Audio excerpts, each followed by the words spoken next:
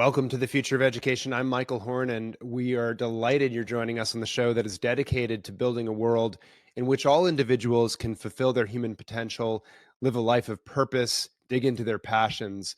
And to help us think about that today, I am incredibly excited to have two folks who run an organization called FoodCorps, which they're going to tell us more about. But one of them is one of my college friends, Curt Ellis, and the other is his co-CEO, Rob Harvey. So first, without further ado, both of you, welcome. It is great to see you. Thanks for having us. Thanks for having us, Michael. So Curt knows this, but those tuning in, this is incredibly exciting for me because obviously I've been on my own journey and information gathering around the importance of nutrition and as a key equation into wellness, not just health, but actually wellness and self-actualization, but also in education, because I think it's a critical ingredient. But I want you all to make that case for it. And let's just start at the very surface level so people can sort of ground themselves. What is FoodCorps and what are you doing with schools? Yeah. FoodCorps is a justice organization, a national nonprofit that works through a range of strategies to help schools become places where kids experience food as a daily source of health and power and joy.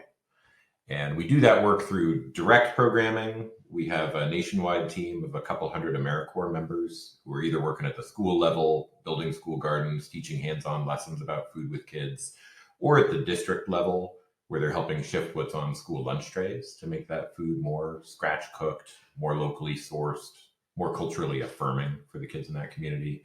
Then we do a lot of leadership development and power building work with our key constituents so that we can make a national movement that shifts policy at both the state and federal level. Because our dream is that by 2030, every child in this country should have access to food education and to free, nourishing meals in school every day. Anything you'd add, Rob? That's a pretty good sum there, Curt. Great summary. Yeah. Terrific. Well, let's dive in both of your pathways there. And Curt, I'll start with you just because you're the founder. And I know that you left college and immediately jumped on this set of questions around our food sources more generally. Why don't you tell the audience about that and then how it led to you founding FoodCorps? Sure. I got really interested in food as a prism, where you peer into this thing and you see our nation's greatest challenges refracted. You see challenges of public health, you see racial and social injustice, you see environmental sustainability. Food really is at the center of so many of the things that matter. And I got excited about figuring out how I could contribute to what was in the early 2000s, a kind of emergent debate around how we farm and how we feed ourselves in this country. So with my best friend and a cousin of mine who was a filmmaker, I moved out to Iowa for a couple of years, made a film there called King Corn that told the story of a lot of what is broken in America's relationship to food.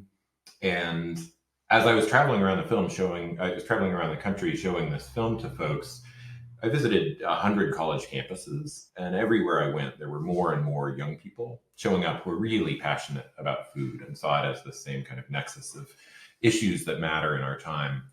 And those young people wanted to get into careers making a difference, shifting our food system to be more just and more healthful and more sustainable.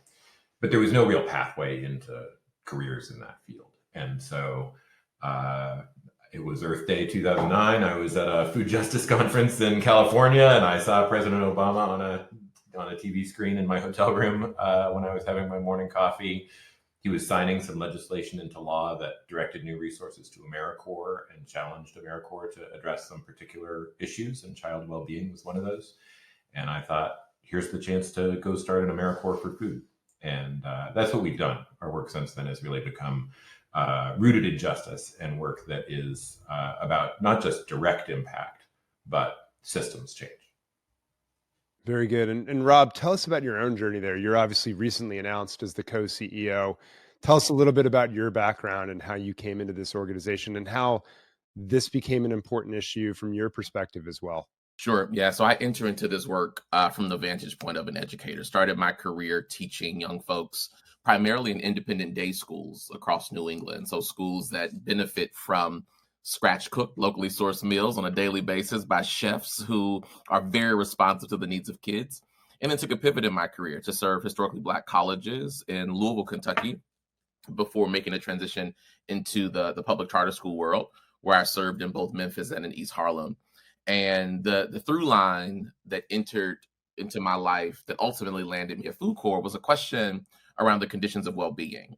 And having to ask from the moment I arrived in Louisville, serving 99% first-generation Black students who all qualify for Pell Grant, which means they all came from lower socioeconomic contexts, was a question of what are the conditions of well-being that institutions and communities of learning must take seriously in order to produce young folks in the world who are global citizens, democratically advancing, justice oriented, but also just well in their bodies, well in their minds, well in their states of navigating deep intersectional traumas and poverties.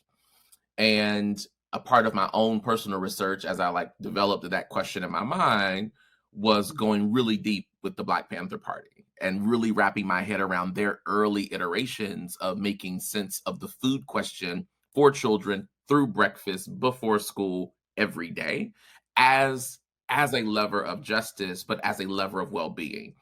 And that then led me to, researching a little bit of Dr. King's latter work, where he was deeply committed to that intersection of classism and racism.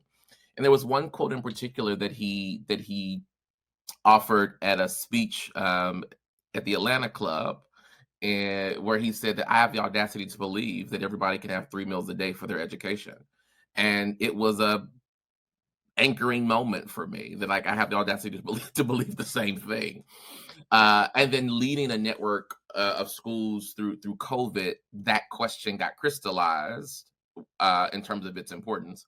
And I will never forget when we shut down all of our buildings, March 12th, 2020, my 1-year anniversary of leading that network. The first question we paused to have to wrestle with was feeding children, and feeding children every single day, including children who were in the household that did not go to our schools, including family members who were in the household who were adults, who we know were going to have economic lapses in their capacity to provide for their families. And all of that, as I was reflecting on what my next moment of impact needed to be in the world, led me to FoodCorps and led me to making sense of the fact that schools and communities of learning have a responsibility as one of the most centralized places of well-being and daily life for kids to answer that question to the best of their capacity. So Rob, just stay there for a moment, because I'm curious how you and Curt connected, right? Like, how did was FoodCorps in the charter schools? Did you go seek it out because you had this puzzle that you had to figure out what's the right organization to make that impact at scale? How did you all find each other? Yeah, so the answer to those questions are no and no. That FoodCorps was not a part of my ecosystem, to be fully transparent. I never heard of it before stumbling upon it. And I truly stumbled upon it through a friend of mine who knew the question I was holding around what I wanted to do in terms of impact. And literally through a LinkedIn search of my friend who said, yo, I see this organization that's looking for a president, and you're raising some of these questions. They seem to be trying to navigate some of these same questions, and give it a shot. And literally, and Curt knows this, of all the things I was pursuing and questioning in the world, it was the only non-executive search led thing I decided to pursue. And here we are. Very cool. Very cool. Let's shift into the why behind what you all do. And I want to come at it from this vantage point, which, and Rob, you probably hear this all the time, because I suspect we know a lot of charter leaders in common in New York City, and I hear it from them a lot of times, is, sort of the schools ought to stick to their knitting, stay in their lane. Yes, there's a lot of basic needs in the world, but that's, that schools try to do too much as it is. So why in both of your views is, food a critical part of the school equation? Let's put it that way. Yeah. I'm happy to start. So I have heard sentiments like that many times from colleagues and even dear friends of mine. And my response has always been, we made a decision at the beginning of the creation of a public education infrastructure for every indicator that impacts a life to be a part of our knitting.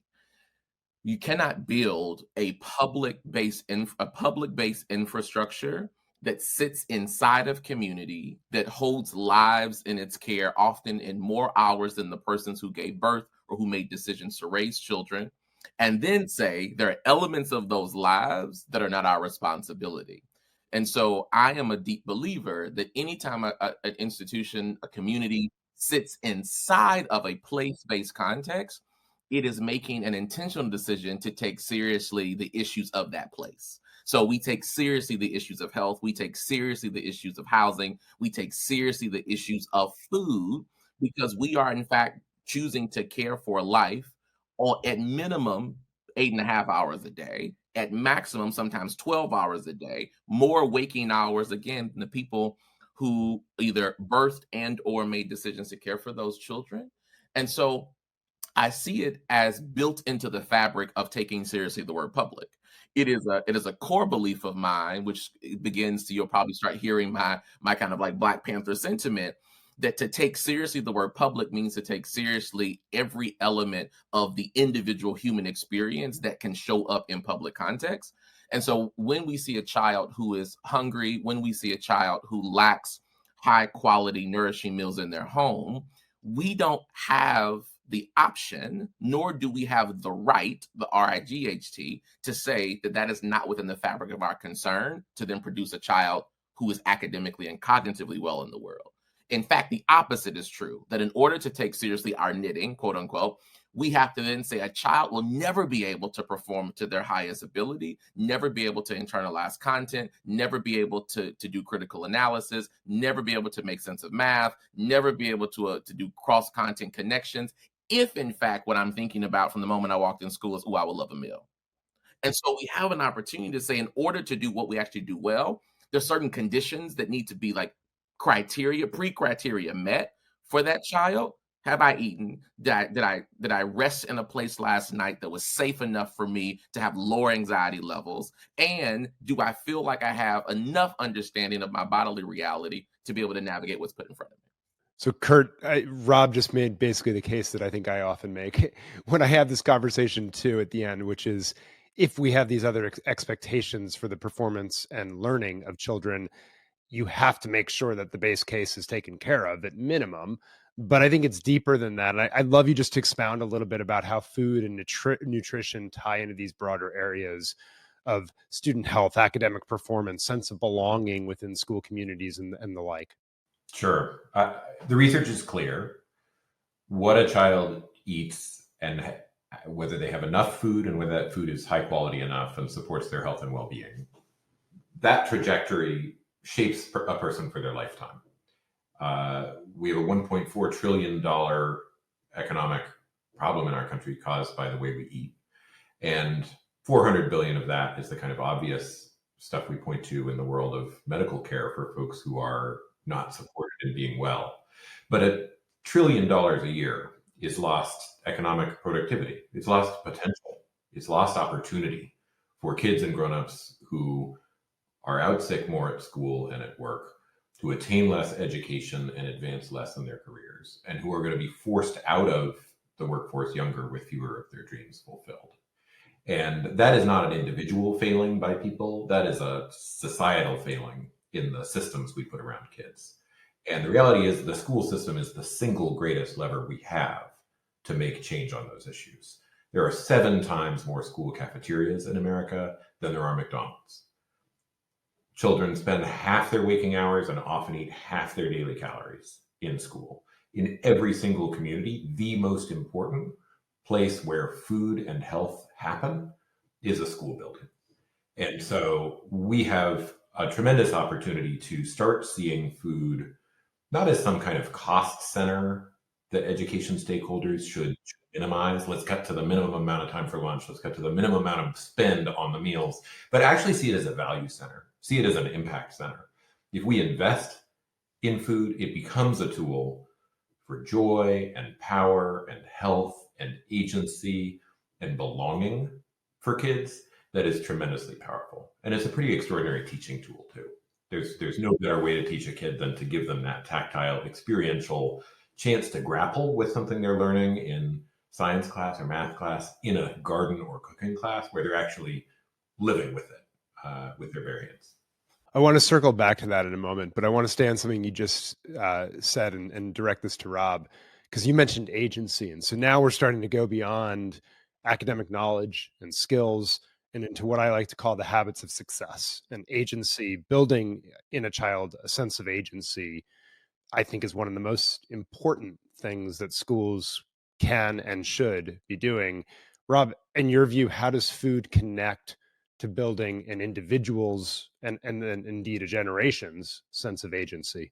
Yeah, absolutely. So I agree with you. So we often are using a phrase called habits of practice, right? And a habit of practice that we believe at FoodCorps, that I believe schools also should take seriously, is a young person's ability to make sense of and therefore make decisions that impact their own lives. So when we think about some of the higher order outcomes of schooling, the higher order outcomes of teaching and learning communities, it is, does that child have the belief within themselves that they have the knowledge, they have the tools, and they have the analysis to be able to make decisions informed by knowledge that are most meaningful to them. So when we think about what shows up on a lunch tray, when we think about a child's sense of knowledge about where food comes from, when we think about the menu design that's happening in cafeterias, those are three opportunities at core that allows a child to be able to use their sense of agency, born of knowledge, to determine what works for them and what they don't.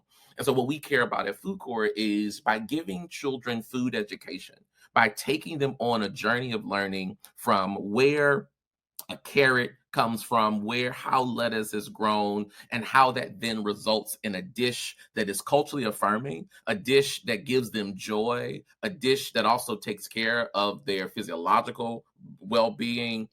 That child begins to navigate a world of agency in their mind, where when they leave the corridors of their school, they have knowledge to be able to make decisions in community around what they will eat and what they won't eat, around what they enjoy and what they don't enjoy, around what gives them that sense of comfort and belonging on a plate. But it is informed by having opportunities to make those kinds of decisions in the school environment. And what I will offer is that when we think about like the universal experience of agency, the thing that everybody can participate in, every single child can participate in the agency of choosing what shows up on their plate. Every single child can participate in activating that sense of internal power, which for us is also an equity and justice lever. That when you don't have agency in so many other areas of your life, namely if you're Black or brown, born in densely metropolitan urban communities, but you have agency to decide what you eat on a daily basis, it is one of the greatest senses of joy and power that we believe food can instill for young people who know quite well where they don't have agency in the rest of their lives. That I can at least stake my individual power in my cafeteria on a daily basis, twice a day, for what shows up on my plate. It's an amazing sense of power of being unlocked. It's so interesting, and it's often actually so different from the way we think about kids and what power they do have over their food choices, right? Often in households, unfortunately, I think. So I love that take on it. Curt, let's talk a little bit about the work itself and what you all are doing in FoodCorps to make a dent in the ways that you all have been talking about. How many schools are you in? What are those programs like? What does it look like to grow the food in maybe an urban school, and sort of the life cycle, right, of not just growing and then eating, but learning through those gardens? Get us a little more concrete in the what. Yeah, so FoodCorps serves at our direct level a couple hundred schools and districts across 17 states. Our work in those places is either or both of school level work, where we're helping put in place great hands-on food education for kids that advances mastery through food literacy work, that advances agency through the kind of things Rob's talking about, getting kids involved in reshaping the menu, giving kids the skills they need to grow food that then can show up in their schools. and belonging, because we work to help kids have an experience of food in school that lifts up and celebrates the beautiful cultures that are present in that particular place.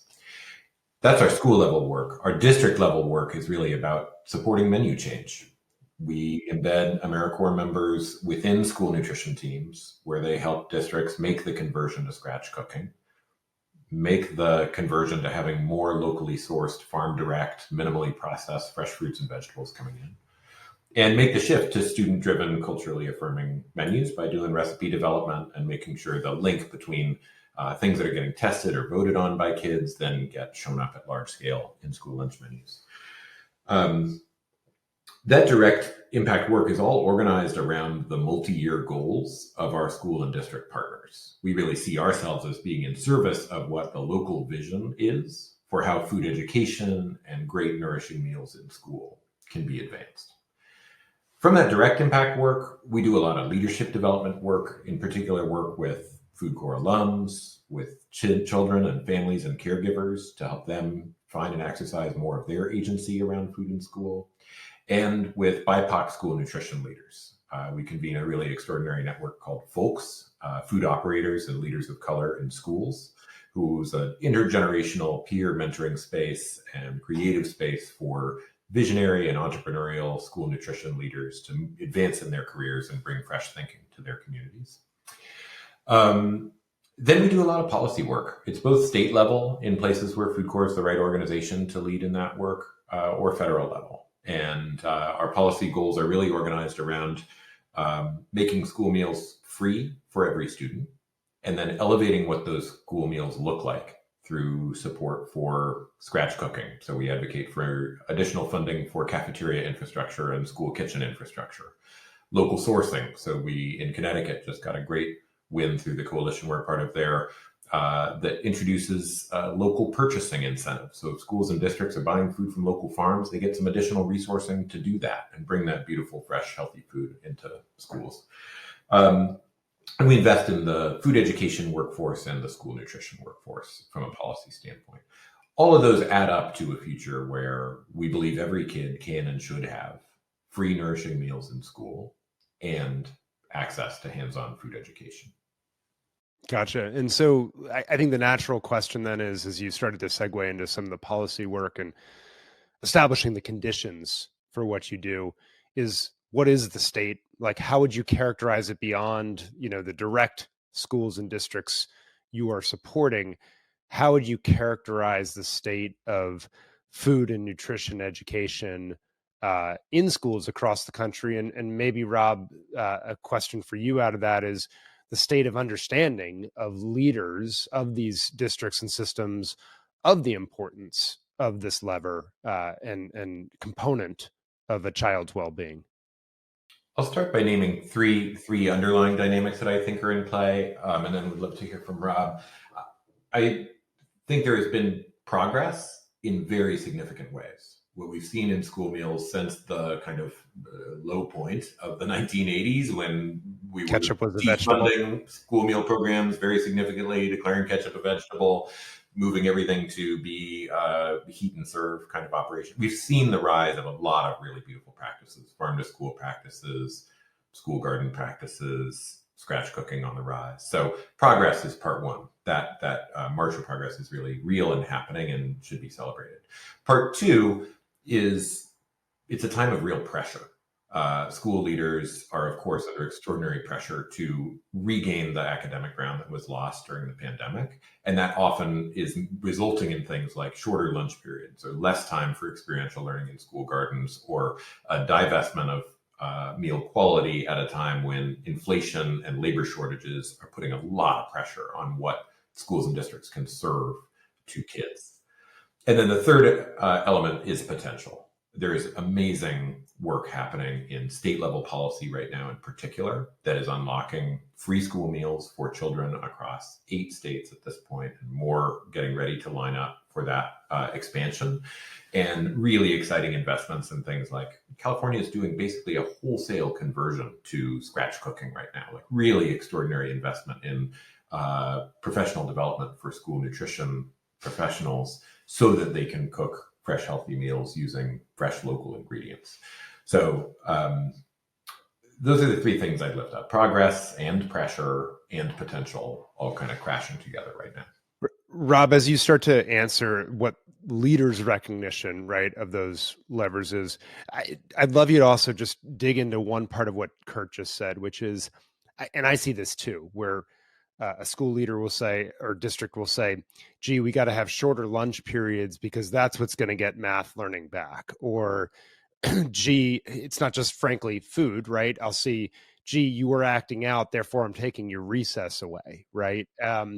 And that impacts movement and physical health in my mind. How does that connection play out? How are leaders learning about this? Are they learning about the importance of these elements? Yes, it's a great question. And what I am finding in conversations with colleagues is that answer is why. That on average, most school leaders, particularly those who are operating schools in contexts that have deep literacy gaps, have deep opportunity gaps, are not prioritizing food education and prioritizing the food experience, and in part born of their own trauma of expectation of accountability built into the state and built into federal resourcing.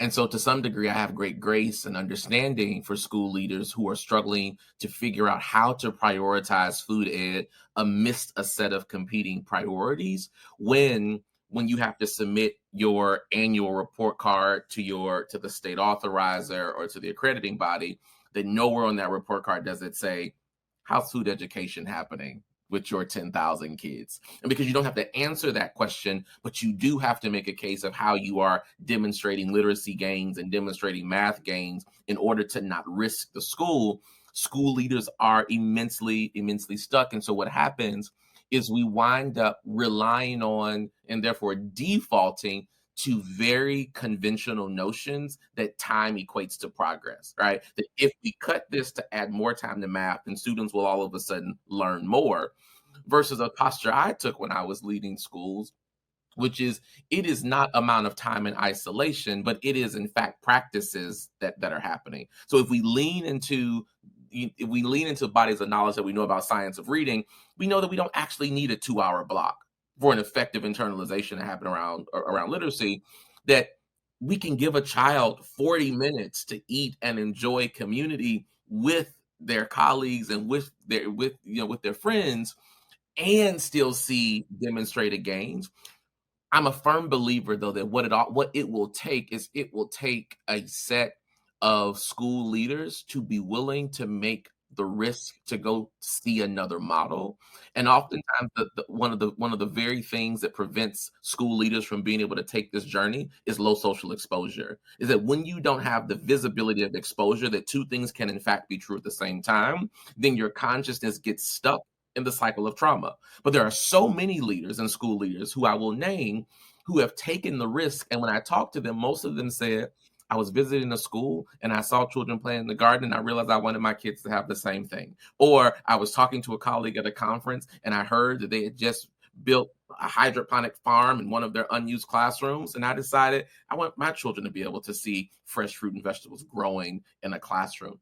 And so we have an opportunity to continue to increase exposure through conversations like this and others, where school leaders can in fact give themselves the spaciousness to pause and ask, can something else in fact be true? That is there an alternative way for me to take this journey with my young people?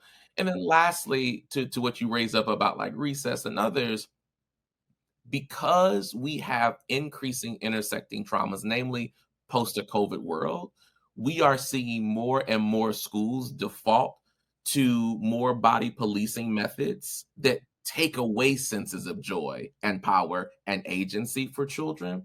And again, these reactions are reactions born of a set of leaders who are often up against the wall every day with a set of questions and a set of demands that transcend their expertise area. And so it requires high social exposure. It requires deep conversational engagement with alternative methods. And it requires work like FoodCorps to show up and show teachers and to show administrators and to show district leaders we have an alternative that can do multiple things at one time. That can be both a literacy moment for your young people and a hands-on moment and a joy-filled moment and a moment of agency. Oh, and a moment of mastery, up and a family engagement moment and a math moment all in one lesson. And that becomes a great unlock. Gosh, I love so much of that. I'm going to dig in a little bit here too, because I feel like what I'm learning is I love the way you give empathy and understanding for why this is occurring. And the importance of high social exposure seems a critical element so that we can change the narrative of, instead of these allocations of time being in competition with each other in some sort of sense of zero sum, instead we say, actually, good food and nutrition works toward your reading and math goals. Good food and nutrition, actually, by the way, especially when born in a scratch kitchen where you're designing menus and things of that nature, is going to give you an exposure to language and literacy that is going to improve you in the long run. It's going to, more science opportunities, that's going to improve your literacy as well. I mean, that's a whole nother conversation, the cutting of social studies and science in favor of larger reading and math blocks, when we know literacy, after you learn how to read, becomes knowledge, which means all the other areas, right? So it's so much I love here. I guess I want to end with both of you in terms of the policy piece that you touched on. And the curiosity I guess I have there is twofold, and just because I've kept you both over what I said I would. So I'll try to combine it, which is always dangerous. But I'm curious, one of my perspectives seems to be sometimes we put into place policies that have seem good toward, valuing good local sources of food, and have unintended consequences sometimes. And I'm curious for you just to sort of name what you've seen in that area and what a more helpful policy framework or orientation might be, so that we can sort of end on principles. And I guess the second one, you've mentioned this a couple times, Curt, about the universality piece of this. Eight states, I think you named. Massachusetts is one of them, where I am, to go to universal school meals and the like. And I'm just sort of curious the trade-offs there, because it struck me that, just to be direct, right? Kids in my household have a lot of resources going toward their meals and nutrition and education, and others don't. And so I'm just sort of curious the trade-offs between, or the logic, I guess, maybe for universality versus more targeted, for those who maybe need the resources the most. And I'm just sort of curious how you both think about that. I start on the trade-offs piece, because I think the logic framing you offered makes more sense to me than the trade-off framing. That's because the value of making school meals free for every child is that it fundamentally changes the role of food in school.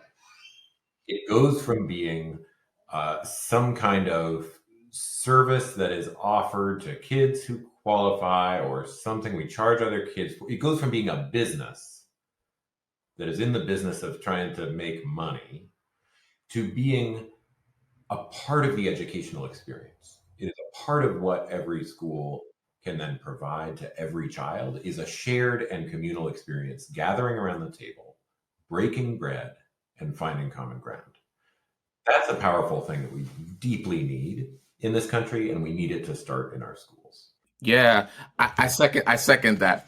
And I continue to hold where I opened up, which is that when we think about the dimensions of classism that have continued in public context, when you remove the mind that those kids need it and my kids don't, you also lower the stakes by saying, what does it look like to say that this value of a nourishing meal is in fact the place where income stops being a marker of difference in a context that is meant to be public and communal in the first place.